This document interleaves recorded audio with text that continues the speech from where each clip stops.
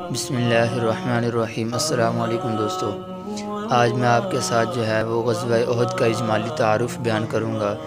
اسی کے تحت 25 پوائنٹس میں نے نوٹ کیے ہیں۔ ان میں سے پہلے نمبر پر غزوہ احد کب ہوا،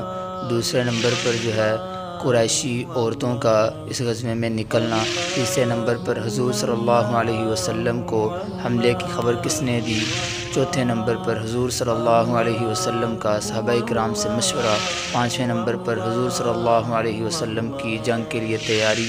چھٹے نمبر پر فوج کا معائنہ اور روانگی، ساتویں نمبر پر منافقین کی علیحدگی، آٹھویں نمبر پر مجاہدین سے خطاب،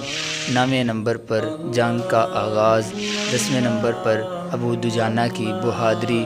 11ویں نمبر پر حضرت حمزہ کی شہادت اور بہادری، 12ویں نمبر پر حضرت حنظلہ رضی اللہ تعالیٰ عنہ کی شہادت، 13ویں نمبر پر مسلمان تیر اندازوں کی تعداد، 14ویں نمبر پر خالد بن ولید کا حملہ، 15ویں نمبر پر آپ صلی اللہ علیہ وسلم کے محافظین،